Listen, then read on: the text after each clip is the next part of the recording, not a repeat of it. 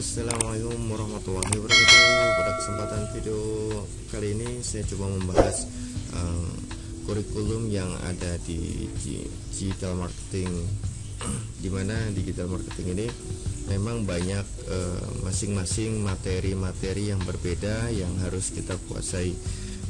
Maka dari itu kita coba membuka satu persatu apa yang harus kita pelajari di dalam kita ingin menguasai dunia internet atau bisnis online lah. Di sini saya akan membahas materi nomor 1, kenapa harus digital marketing. Perlu kita ketahui semua, teman-teman tahu di mana kita harus masuk ke dunia marketing, digital marketing, karena semua pasarnya sekarang masuk ke dalam dunia digital marketing. Coba next. Nah, ini kenapa harus digital marketing? Ini sebenarnya kita akan nonton videonya dulu.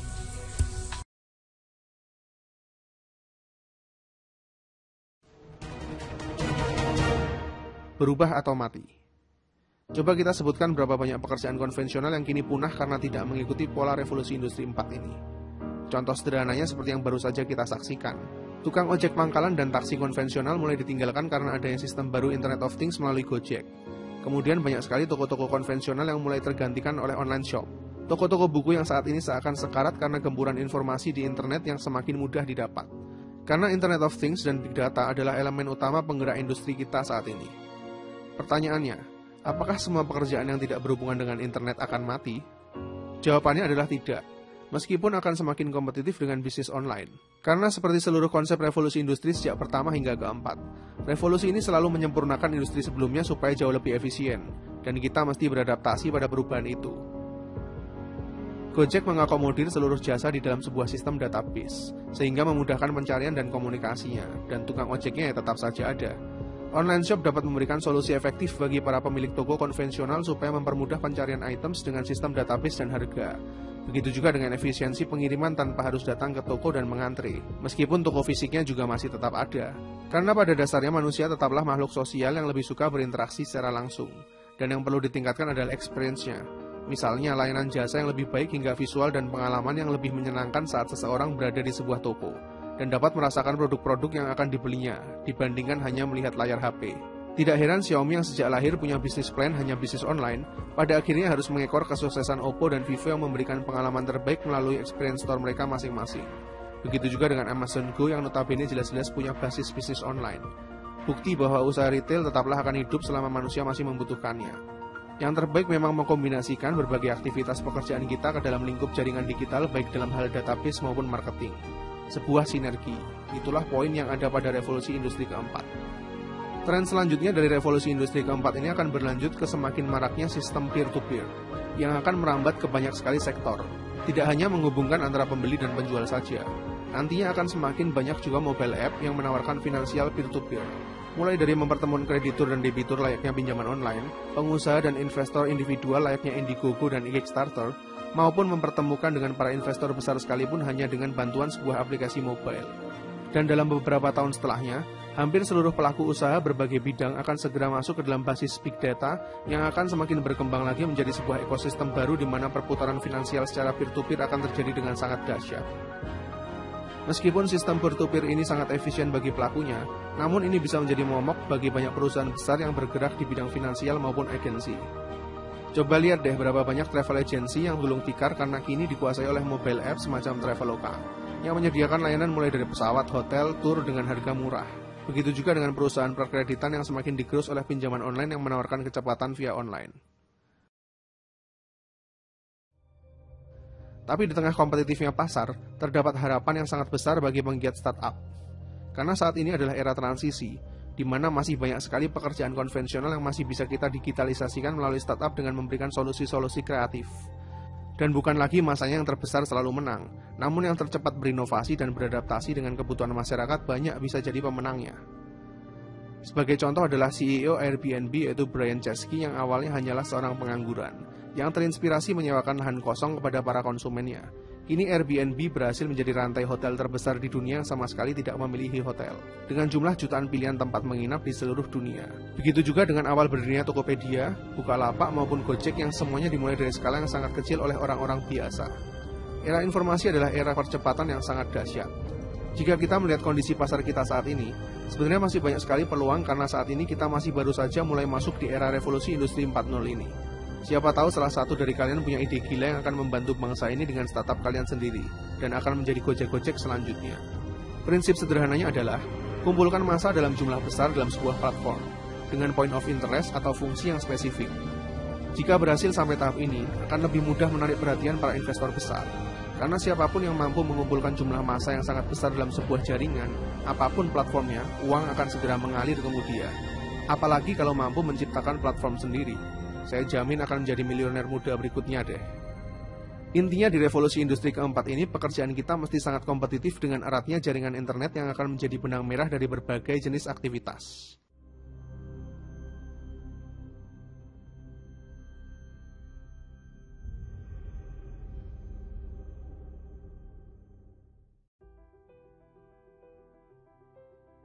Kita diskusi lebih lanjut tentang digital disruption. Semua hal nanti akan digantikan oleh robot. Apa yang bisa mekanik dan elektrik pasti diganti robot. Jadi manusia semuanya nanti bisa digantikan oleh AI, Artificial Intelligence. Disrupsi digital ini akan banyak menelan bisnis bergaya tradisional. Bayangkan gerakan digital disrupsi ini seperti gerakan vortex, yaitu gerakan baling-baling pesawat. Baling-baling itu kalau muter makin kencang dan makin banyak dayanya, makin melumat putarannya ke dalam. Ini gambaran industri. Mana yang makin ke tengah, mana yang makin mendekat dengan titik lumatan, makin hancur-hancuran bisnis itu. Pertama yaitu Google dan Facebook. Mereka adalah industri yang paling cepat mendisrupsi sekaligus paling cepat terdisrupsi. Dalam 10 tahun ke depan akan terjadi perubahan dalam dunia sosial media dan dunia search engine, di mana mungkin saja tetap Google yang memimpin, namun sudah bergeser jauh kefungsiannya dari saat ini. Kedua, media akan terdisrupsi yaitu media mainstream. Kompas, Femina, Jawa Pos, RCTI, TVRI tidak tahu lagi sampai kapan. Namun di tahun 2030 rasanya semua itu menjadi dinosaurus, hilang. Contoh saat ini ya, Net TV itu tiba-tiba melay-off banyak karyawan. Persaingan mereka itu dengan individu yang asetnya minim. Bayangkan Net TV itu asetnya heavy sekali dalam overhead. Dan bagi perusahaan, overhead yang besar itu adalah kanker bagi perusahaan. Dibandingkan dengan apa? Dibandingkan dengan Ria Ricis, ya jelas aja penontonnya lebih banyak Ria Ricis. Kenapa? Karena lebih disenangi saat ini. Bayangkan, Net TV itu investasinya 3 triliun untuk dapat viewer 1 juta per hari. Channelnya Bosman Mardigu itu 1 juta juga viewernya per hari. Dari YouTube, IG, dan FB. Modalnya berapa? Kecil sekali. Atta Halilintar per hari itu 7 juta viewer. Deddy Corbuzier itu 6 juta viewer. Raffi dan Gigi itu 10 juta viewer per harinya. Modalnya nggak sampai semiliar. Bubrah itu semua media mainstream. Apalagi nanti waktu 5G hadir di Indonesia tahun 2020 dan 2021. Generasi milenial dan generasi Z tidak nonton TV. Nontonnya semua berbasis internet. Ketiga, apa yang terdisrupsi? Retail shop.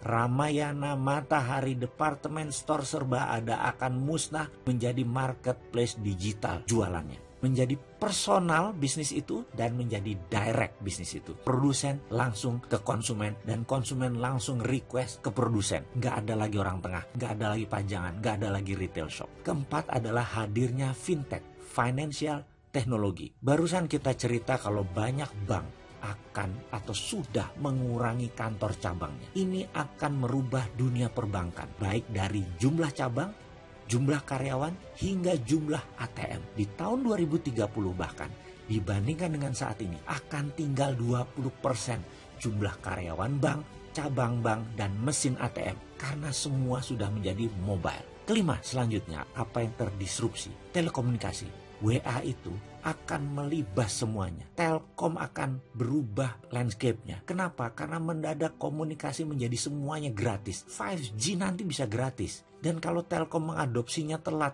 baru 2045, Singapura sudah mengadopsinya sekarang, maka di tahun 2021, telepon kita bisa 3. Salah satu teleponnya adalah Singtel. Karena kita nggak bisa tahan lagi udah pakai satelit. Semua wilayah Indonesia di cover dan gratis. Mampus itu Telkom. Tapi itu adalah bisnis yang terjadi, bahwa telekomunikasi akan terdisrupt kalau tidak cepat-cepat melakukan perubahan game changing. Kenapa? Karena telekomunikasi merubah dari more for less jadi more for zero. Itulah yang dilakukan oleh digital company. Mereka menghasilkan more for zero. Itulah ciri digital disruption. Keenam, apa yang terdisrupsi kemudian? Edukasi. Edukasi nanti tidak akan pakai ruang kelas dan guru lagi. Apa yang dilakukan? Mereka menggunakan digital, ruang kelas tidak sebanyak sekarang lagi. Kampus dan sekolahan itu tinggal separuh kebutuhan ruang kelasnya karena semua digital. Guru dan dosen tinggal separuh dibandingkan saat ini. Karena itu akan terjadi disrupsi gila-gilaan di bidang edukasi.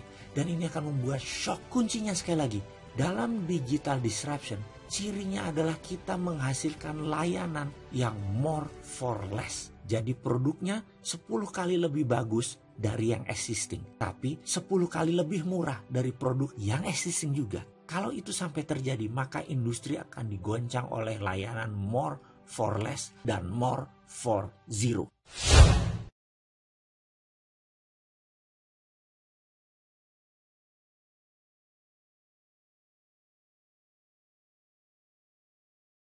Langsung saja.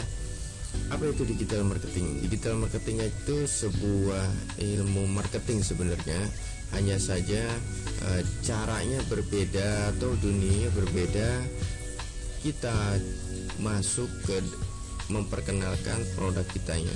Jadi kita menggunakan digitalisasi. Kalau marketing biasa kita menggunakan offline ya, menggunakan selebaran, video radio, TV, banner yang dipasang di pinggir jalan dan brosur-brosur yang kita sebar. Nah, secara garis besar apa itu digital marketing? Digital marketing itu kegiatan pemasaran atau promosi sebuah brand atau sebuah produk atau jasa menggunakan media digital atau internet. Tujuan digital marketing adalah untuk menarik konsumen dan calon konsumen secara cepat. Seperti yang kita ketahui, penerimaan teknologi dan internet di masyarakat sangat luas, sehingga tidak heran kegiatan pemasaran secara digital dijadikan pilihan utama oleh perusahaan-perusahaan kecil, besar maupun UMKM. Karena pasarnya sekarang sudah berbeda, di mana calon customer kita sudah masuk ke dunia yang baru.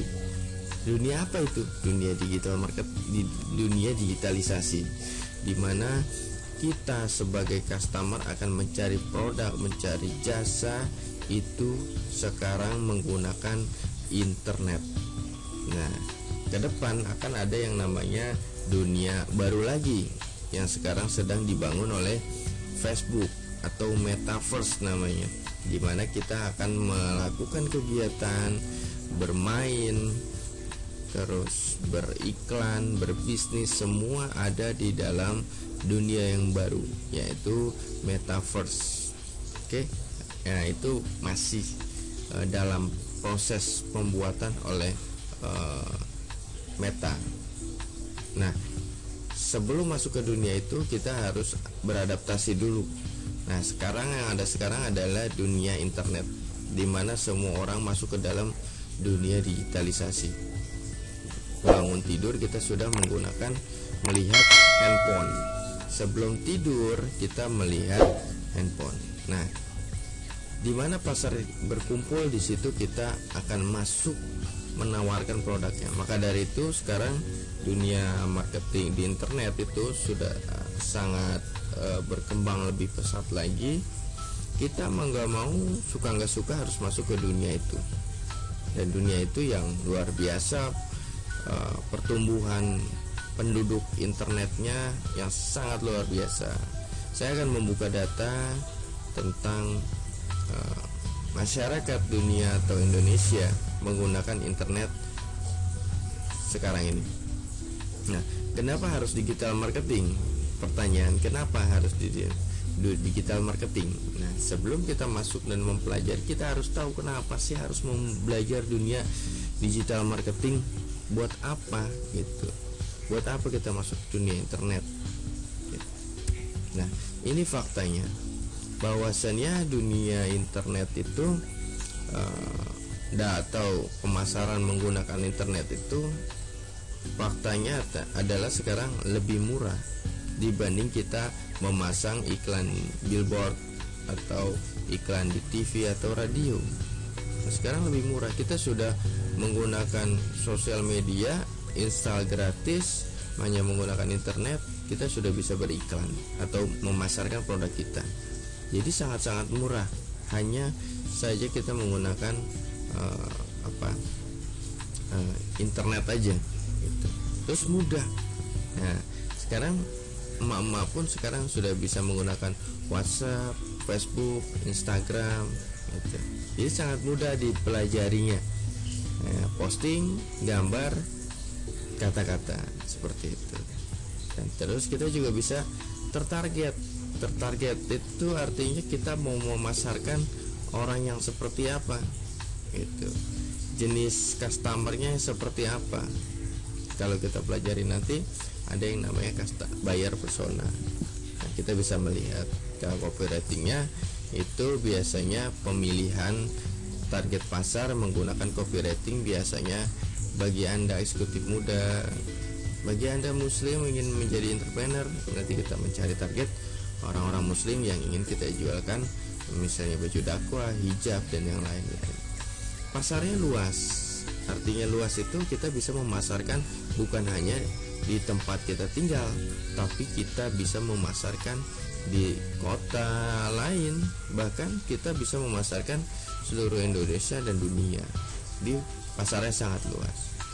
Fleksibel ini artinya toko kita yang kita buat di marketplace atau toko kita yang kita buat di website itu 24 jam operasionalnya, dan itu bisa berjalan sendiri tanpa harus kita kontrol tiap detik. Jadi kita hanya kontrol ketika ada pemberitahuan ada orderan akan masuk ke WhatsApp, WA kita atau SMS kita atau handphone kita lah ya, ketika ada pesanan. Nah, terpola itu artinya kita bisa memolakan bagaimana sih pola customer kita melihat iklan kita, jam berapa sih mereka lihat handphone, jam berapa sih mereka posting, dan yang lain-lainnya.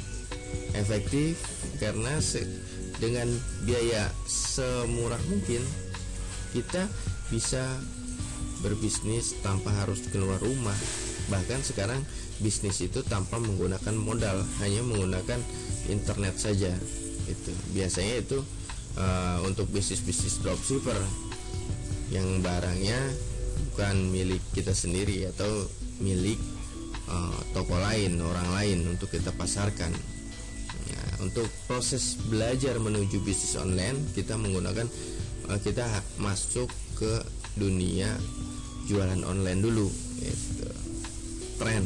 Nah, dimana tren sekarang itu teman-teman sudah bisa melihat trennya sekarang itu yang ramai, yang dicari apa, itu bisa tinggal search gitu. Jadi teman-teman juga bisa melihat trennya sekarang itu apa dan bisa menjual trennya itu sekarang apa. Dan mereka juga lagi booming, mereka akan masuk ke dalam dunia yang baru ini, kebutuhan. Jadi sekarang ini internet itu sudah menjadi kebutuhan kita. Bayangkan kalau kita tidak punya kuota internet, bahkan kita lebih mengutamakan kuota internet dibanding kita beli yang lain-lain gitu, karena internet ini memang sudah jadi kebutuhan kita sehari-hari. Handphone tanpa kuota internet bagaikan makan sayur tanpa garam ya, jadi hambar ya. Hidup jadi nggak mati gaya lah kalau kata anak muda sekarang gitu. Dan juga terukur yang terakhir, jadi kita bisa mengukur budget yang kita keluarkan untuk iklan berapa ya, kita bisa melihat atau mengukur kualitas desain kita, copywriting kita, iklan kita, dan kita juga bisa mengukur sosial media mana yang memang mendatangkan traffic, mendatangkan sales untuk kita, seperti itu. Nah, apa persamaan brand-brand mereka ini? Persamaannya semua sama-sama tutup. Artinya mereka sudah tidak lagi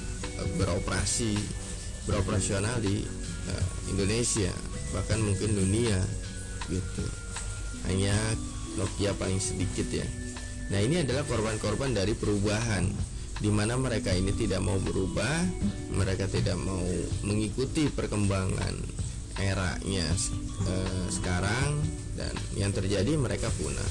Kita nggak mau seperti mereka, kita harus ikuti perubahan yang ada sekarang. Nah, tidak ada yang abadi hanyalah perubahan itu sendiri. Kita harus masuk, mau nggak mau, suka nggak suka, kita harus masuk. Entah itu UMKM, entah itu perusahaan-perusahaan besar gitu. Bukan berarti perusahaan besar tidak masuk ke dunia internet dan bisa bersaing. Nah, ini faktanya. Kodak, BlackBerry, Nokia, Vistara, ini perusahaan-perusahaan besar. Mereka saja tidak bisa bertahan kalau tidak masuk ke dunia internet. Apakah kita ingin menjadi seperti mereka? Nah, jawabannya ya ada di kita sendiri sebagai business owner. Nah, ini fakta yang terbaru lagi. Sebelum pandemi itu kita sudah mal-mal sudah mulai sepi, Glodok, Tanah Abang itu udah mulai lesu karena mereka customernya sudah masuk ke dunia internet, sementara mereka masuk di dunia offline. Jadi nggak ketemu antara pembeli dan penjual. Mau nggak mau kita sebagai penjual lah yang mengalah masuk ke dunia internet, di mana pasar itu ada. Ibaratnya kayak kalau kayak ada gula, ada semut. Nah, gimana caranya mendapatkan semut itu sendiri? Kita harus menyiapkan gulanya, seperti itu. Ini curhatan dari pedagang sweater. Permintaan dari Tanah Abang turun setelah Manggarai, Blok M, Glodok, Tanah Abang. Kini Mangga 2 terancam tutup. Era digital mempengaruhi penutupan toko konvensional di ibu kota. Bukan hanya ibu kota ya, tapi seluruh Indonesia bahkan dunia. Orang sekarang lebih suka berbelanja menggunakan handphone dari rumah, barang datang. Tutupnya 2 gerai matahari dan lesunya sektor retail, ada apa? Ya karena dunia internet, dunianya sudah berubah. Kita yang harus berubah. Glodok, WTC, Mangga 2 sepi, ekonomi lesu. Padahal memang ekonomi lesu, tapi lebih lesu lagi kalau kita tidak masuk ke dunia internet. Artinya tidak mengikuti perubahan era sekarang. Nah, ini pasar online faktanya sekarang turun, apalagi UMKM sangat berdampak sekali karena UMKM mengandalkan bazar. Sementara bazar dilarang pemerintah karena COVID yang begitu hebat melanda Indonesia. Alhamdulillah sekarang sudah mulai termonitor, tapi kebiasaan behavior dari customer tidak berubah, tetap lebih enak menggunakan internet atau online gitu. Jadi yang merasa sekarang pasarnya lesu, pasarnya turun, jangan langsung menyalahkan produknya, tapi kita harus evaluasi mungkin cara pemasarannya yang harus dirubah, seperti itu. Nah, ini pengguna internet sekarang meningkat. Bahkan 54% penduduk Indonesia sudah menggunakan internet. Bukan hanya kalangan ekonomi lemah, tapi bukan hanya ekonomi sedang dan sedang ke atas, tapi ekonomi lemah juga sekarang sudah menggunakan internet gitu. Jadi pasarnya memang sekarang eranya digitalisasi. Teman-teman harus masuk ke dalam dunia baru ini sebelum nanti ada dunia baru yang lebih canggih lagi, metaverse seperti itu. Nah, mau nggak mau kita harus belajar. Kalau tidak mau seperti BlackBerry, Nokia dan yang lainnya seperti itu. Nah, ini prediksi pengguna internet di Indonesia tahun 2025 sampai tahun 2025. Bayangkan peningkatannya begitu besar, dari tahun ke tahun selalu naik gitu. Bahkan tahun 2020 ke 2001 itu naiknya sebenarnya luar biasa, 30% kalau nggak salah gitu. Nah, ini sudah diprediksi tahun 2020, tapi 2021 nya itu luar biasa peningkatannya gitu. Jadi di mana pasar itu berkumpul, maka kita harus masuk ke dunia itu. Mau nggak mau, ya suka nggak suka, kita harus belajar. Kalau nggak mau belajar, ya bayar orang untuk memegang bisnis kita masuk ke dalam dunia internet atau dunia baru istilahnya. Nah, ini adalah survei yang menunjukkan bahwasannya penduduk Indonesia sudah masuk ke dunia internet. 52 juta orang sudah masuk di internet itu, khususnya di Pulau Jawa gitu. Sumatera 18,6%, 6 juta. Kalimantan 4,2 juta, bahkan ini lebih ya sekarang ya. Sulawesi 7,3 juta ya. Nusa Tenggara, Papua, Maluku itu 5,9 juta. Mungkin karena kemarin itu sinyalnya yang kurang masuk ke pelosok-pelosok, tapi pemerintah sekarang sudah memasang ribuan BTS ya, internet yang pemancar udah ribuan, sekarang sudah dipasang, bahkan sekarang sudah lebih nih, harusnya sekarang sudah lebih. Nah, penetrasi pengguna internet itu berdasarkan usia. Nah, kita lihat dari sini usianya berapa yang sudah masuk internet. Bahkan sekarang usia 10 sampai dengan 55 sudah masuk ke dunia internet gitu. Jangankan 10 tahun ya, sekarang umur 5 tahun sudah menggunakan gadget gitu. Karena eranya memang seperti itu gitu. Cuma untuk anak-anak kita harus kontrol, jangan sampai menyalahgunakan internet.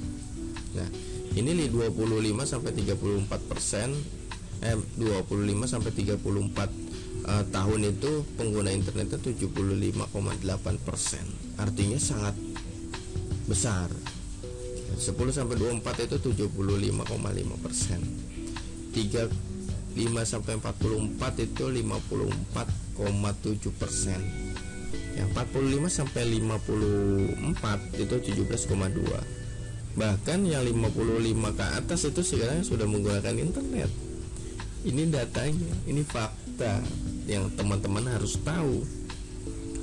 Sekarang tugas kita apa? Pasar kita ada di mana? Dan berapa penggunanya? Produk kita masuk ke dunia internet untuk usia yang berapa?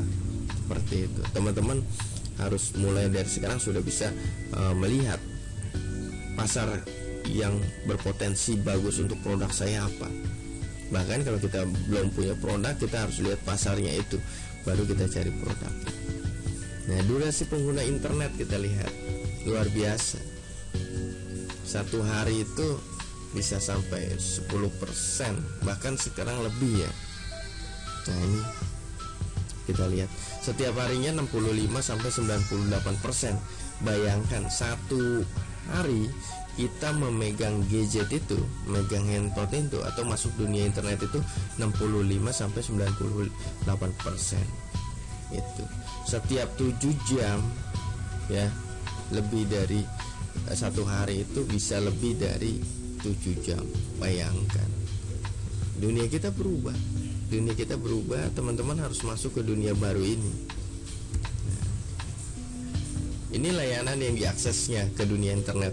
Biasanya mereka itu apa sih yang diakses masuk ke dalam dunia internet itu? Yang pertama itu chatting atau sosial media message ya, biasanya kayak WA, Telegram, terus Facebook Messenger, seperti itu. Biasanya WA sih paling banyak. Ini 89,35% chattingnya, artinya one by one. Teman-teman bisa melihat lah. Yang kedua itu sosial media 87,13%. Nah yang ketiga ini search engine, Google ya, biasanya Google. Yang keempat gambar atau foto. Yang kelima video, YouTube biasanya sih kalau untuk video. Lalu download gambar, artikel, upload file, email. Terakhir 32,19% beli barang, pendaftaran, jual barang, dan perbankan. Bahkan perbankan sudah masuk ya. Nah ini fakta dan datanya lagi saya buka, bahwasannya pengguna sosial media itu internet besar ya, 272 juta, artinya 55% ya, populasi di Indonesia itu sudah masuk ke dunia internet. Jadi kita lihat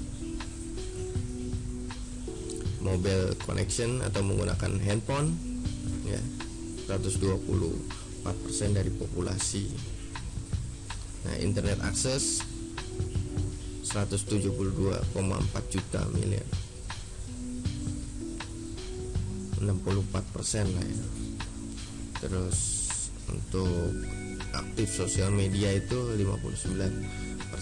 Oke, lanjut. Nah, ini generasi-generasi yang sudah masuk ke dunia internet paling besar apa? Nah, ini generasi Z. Sekarang yang generasi Z nih mulai.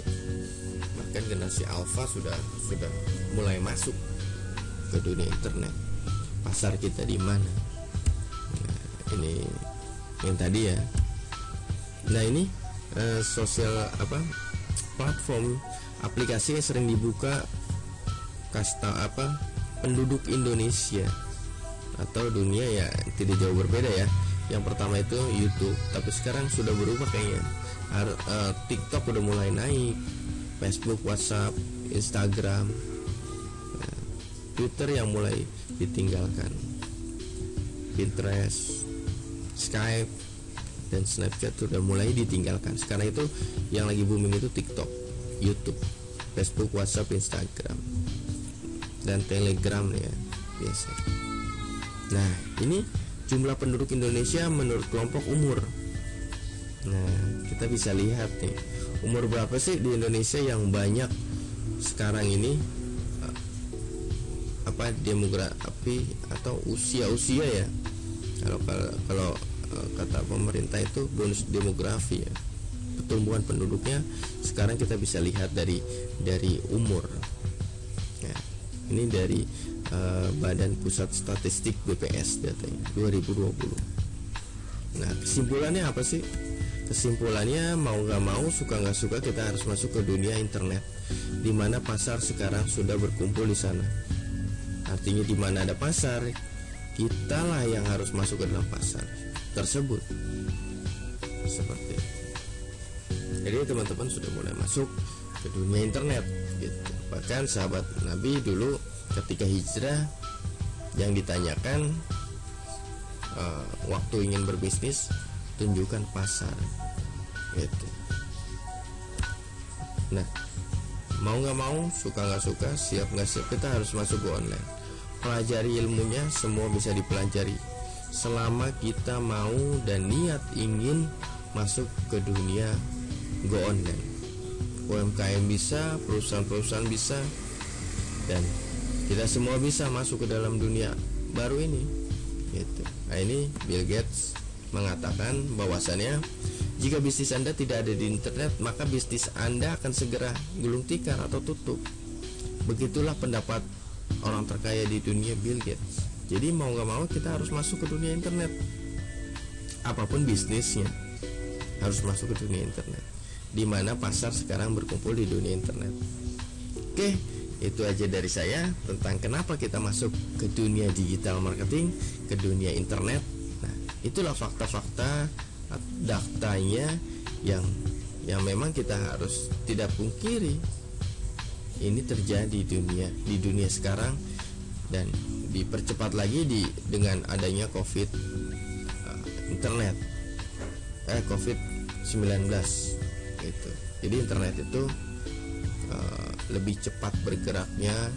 Ya, ada segi positifnya juga, bahwasanya ada COVID ini, mau nggak mau, suka nggak suka, kita dipaksa untuk belajar ke dunia baru itu, dunia internet. Semoga kita dapat mengikutinya, dan kita harus siap go online. UMKM siap, semua siap, dan kita harus bisa. Indonesia harus bisa.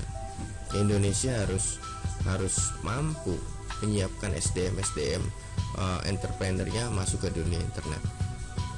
Bahkan di survei kita itu akan menjadi penduduk 4 besar pengguna internet. Gitu, tidak lama lagi. Bahkan mungkin sekarang sudah yang keempat ya. Oke, itu aja dari saya, membuka wawasan teman-teman. Semoga bermanfaat video ini. Jangan lupa like, comment, subscribe video kami dari belajar bisnis online. Semoga bermanfaat. Assalamualaikum warahmatullahi wabarakatuh. Say